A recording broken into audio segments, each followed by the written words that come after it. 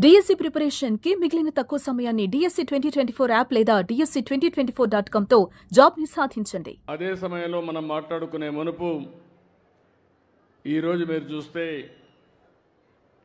దేశం మొత్తం యుద్ధ వాతావరణంలో ఉంది. ఏదైతే మన వాళ్ళ మీద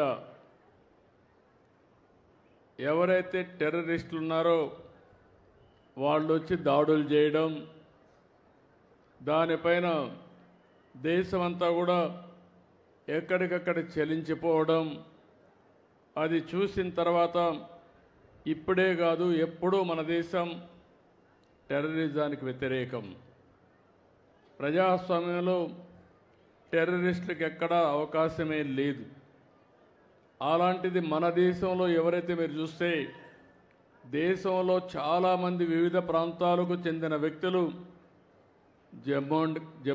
కాశ్మీర్కి వెళ్ళడం, అతి దారుణంగా అతి కిరాతకంగా ఆడబిడ్డల ముందర పిల్లల ముందర మగవాళ్ళని ఇష్టానుసారంగా చంపేశారు.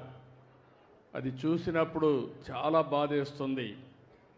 అలాంటి సంఘటన జరిగిన తర్వాత ప్రధానమంత్రి గారు ఎప్పుడూ చెప్పారు, తీవ్రవాదానికి ప్రపంచంలో చోటు లేదని చెప్పి దీనిపైన చర్య తీసుకోవాలని సింధూర్ అనే కార్యక్రమం పెట్టి టెర్రరిస్టులను హతం చేసిన దేశం, హతం చేసిన ప్రభుత్వం కేంద్రంలో ఉండే ఎన్డీఏ ప్రభుత్వం అని చెప్పి కూడా నేను మీకు తెలియజేస్తున్నాను.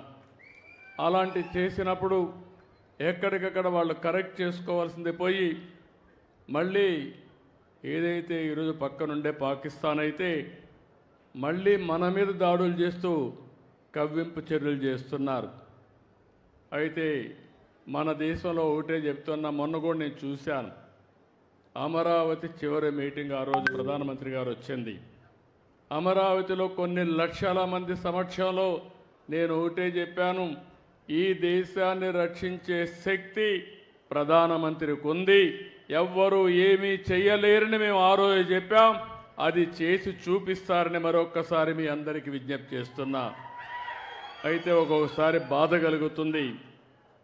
ఇలాంటి జరుగుతూ ఉంటే ఈ జిల్లాలో చాలా గ్రామాల్లో చాలామంది దేశభక్తితో డిఫెన్స్కి వెళ్తున్నారు.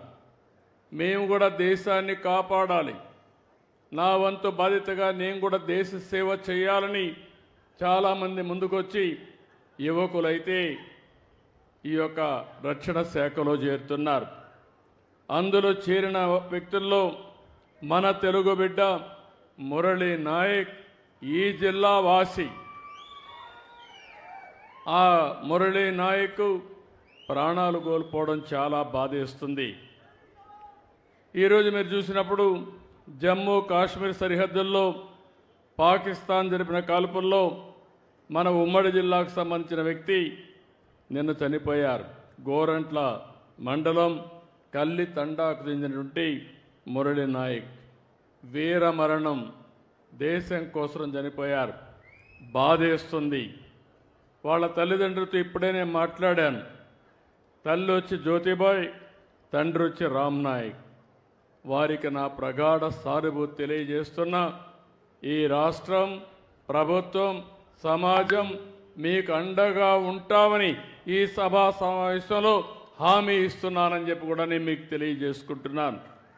2 సంవత్సరాలు ఆర్మీలో ఉన్నాడు, ఎనలేని సేవలు అందించాడు. మనం అందరం ఒక విషయం గుర్తుపెట్టుకోవాలి, ఈరోజు ఎవరైతే సైనికులు ఉన్నారో వారు బార్డర్లో ఉండి అనునిత్యం మన కోసం నిద్రాహారాలు మాని దేశ రక్షణ చేస్తున్నారు కాబట్టి మనం హాయిగా నిద్రపోగలుగుతున్నాం.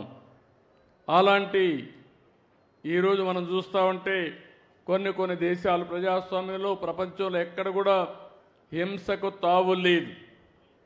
అందరూ కూడా ప్రగతిలో పోటీ పడవలసిన అవసరం ఉంది. దేశాన్ని అభివృద్ధి చేసుకుని ప్రజలకు మెరుగైన జీవన ప్రమాణాలు అందజేయాల్సిన విషయం ఉండాలి. కానీ ఎక్కడికక్కడ కవ్వింపు చర్యలు చేయడం, లేనిపోని సమస్యలు క్రియేట్ చేయడం చాలా బాధేస్తుంది. అయితే ఇలాంటి జరిగినప్పుడు మనం అందరం కూడా అండగా ఉండాలి. దేశభక్తితో ముందుకు పోవాల్సిన అవసరం ఉంది. మన రాష్ట్రంలో ఉండే అన్ని ప్రాంతాలు కూడా అప్రమత్తంగా ఉండాలి.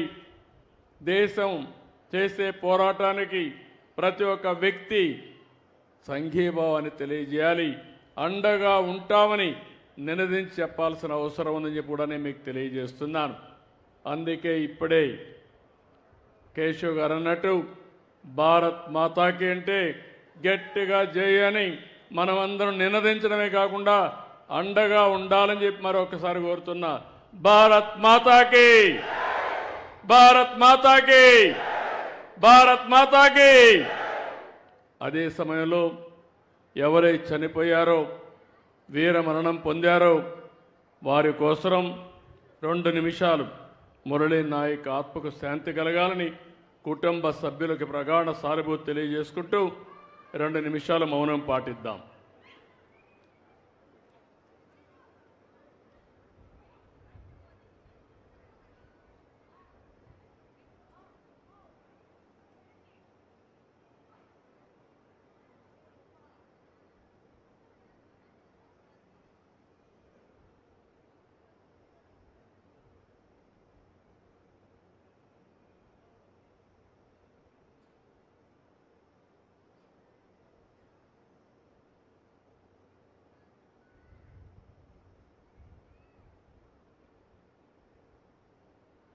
ఓకే,